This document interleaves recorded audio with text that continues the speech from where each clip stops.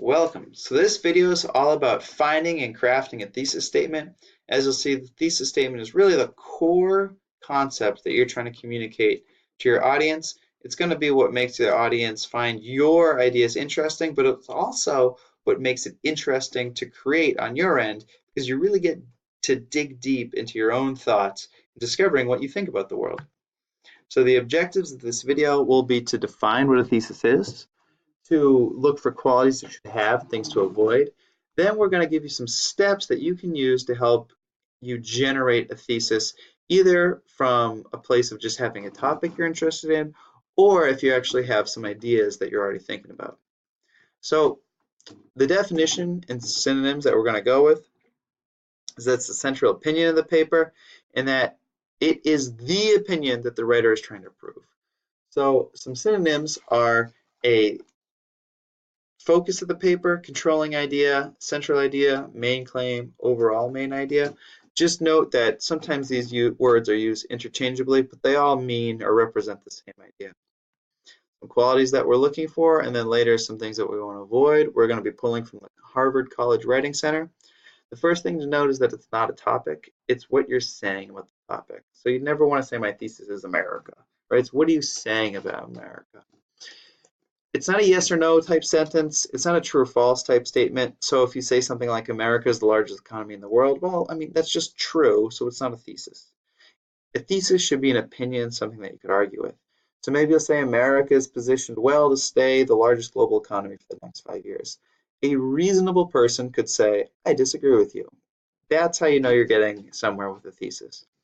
Should be interesting. It shouldn't be obvious. So think about the purpose of communicating an idea is because you want other people to think and consider it. If you say something that everyone will agree with, well, then there's no point in communicating it. So if you just say, you know what, it's good for people to have friends who treat them with respect. Well, sure, and I guess that's an opinion, but nobody's really going to disagree with you. There's two parts that we want to look for. You're going to say what you plan to argue, but then also how you plan to argue it. So let's say we said America's position to stay the largest global economy because it has the best universities in the world, is strategically located, and attracts the best global talent. You're saying what your argument's going to be, but then you sort of lay out a plan that you're going to use to get there. Some things to avoid. You don't want to make it a question. So if you say, why is king good for you? Remember, you're telling your audience something. You don't want to just be asking them questions. Asking questions is a great way to discover your opinion, but you don't want to end up there. You don't want to make it a list. So let's say you say skiing is good exercise, build confidence, and bring people together. Well, that's not really, those are just things. You want to then put all of those three things together into a single idea. When you do that, try to be specific. So let's say I see it's good exercise, builds confidence, brings people together. What do all of those things have in common? And all of a sudden, good exercise, well, that would help me everywhere. Builds confidence, that's going to help me not just when I'm skiing.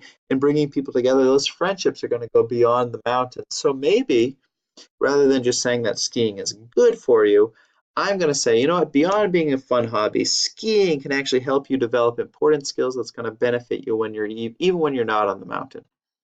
And lastly, just think about if your goal is to convince somebody of a new way of thinking, if you insult them, you're combative, or you're just overly confrontational, they're not going to listen to your ideas. So that's just something that you want to avoid in general. To get there, really think about the scientific method. Some people, just start asking a question. Or you have a lot of pre-existing opinions about the world, start with those and then collect more information. Once you have information about those general starting points, you can start making an informed hypothesis. So that's your idea. Test that idea with more research. Continue to revise this, but once you revise it once, this will be sort of your working thesis statement. It's worth knowing that as you research a topic, you'll become more and more an expert in it. So your thesis statement is actually something that can evolve throughout the writing process, even though in the end, it'll be a solid opinion. Now, we want us to consider two different paths.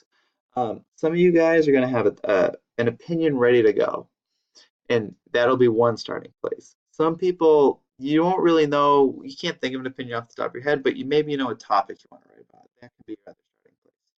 So path A is if you're starting with a hypothesis, your own opinion. So start with your own opinion. Then get right into research. Look for stuff that supports your idea, but even more importantly, look for stuff that opposes your opinion. Start asking questions. Those why questions are a great way to go. Do more research. Once you can start answering some of those whys, this is going to be your working thesis. Write it down and continue to research and revise. So, for example, I was reading a book about international players in basketball, and I started saying to myself, I think there's a lot more international players in the year 2000 there are now. I'm betting that there's a one-time talent boom. So that was sort of my hypothesis. My next step was to do some research. So I looked up all the great players in the year 2000, and there certainly were a few. Notice the first three players on this list are all Hall of Famers, but notice there's only 7 players on the list. So then I looked up international players playing currently. Now, if you notice, there's still only a couple of Hall of Famers on here. The list is a lot longer, and actually it's a lot longer than I could screenshot. There was 46 people on the list. So I had my hypothesis that basically the talent hadn't grown, but you know what? I was just wrong. But now that I'm looking at the new information, 46, that's about 1.5 per team.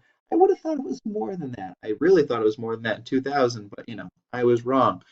So I revised my question to say, well, okay, the number of stars is like superstars is about the same, but the overall number is way up. Why is that the case? Then I go, well, only 2 per team. That's not that many. So I started asking why. Why is that the case? And I started thinking, well, I bet before the guys that were superstars came over because their talent was just undeniable, but the league didn't want to take a risk on middle players. But now I'm thinking that, well, okay, now that they're open to more middle players, that's great if I'm a European and I'm going to play in the NBA and make millions of dollars. But what if I was a European and I had a choice? I could either star in Spain and live on, the ocean in a villa, or I could be, the 12th man on a team and I'd be playing in Sacramento. I'm like, I think I would stay in Spain. So that sort of formed my new working thesis. That initially NBA teams only wanted international players if they had superstar potential, limiting the number of players coming from the outside the NBA.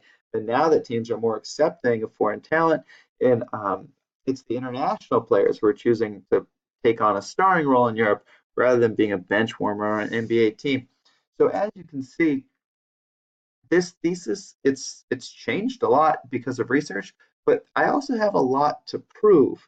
So it's this back and forth between coming up with an idea that's based on research, then doing research to confirm or deny it, and then continuing to tweak it. So I can already see for right now, I should start looking at, are there bench players, 12th men in the NBA that are European, because that could ruin my theory. Also, I could start looking at players in Europe who maybe could be NBA players, and maybe there's anecdotal evidence. Maybe there's interviews where they say, yeah, I'd rather just be in Spain than America. Path B. So start with the topic. The more specific, the better. But start with anything. So even if you start with sports, okay, then what sport do you like? Maybe it's hockey. Again, hockey is still too big. So what aspect about hockey? Is it the NHL? Is it about playing? Is it strategy?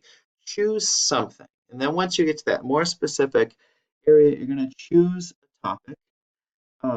You'll research the topic more, and then you start asking questions. Once you start asking questions, do more research. Once you do more research, you'll start coming up with an ideas, an opinion. And once you come up with those opinions, that's when you'll start doing more research to look to support them and to oppose them. And then once you sort of get to asking those questions, you'll write them down, and that'll be your working thesis. So here's an example of that. I was just interested in basketball.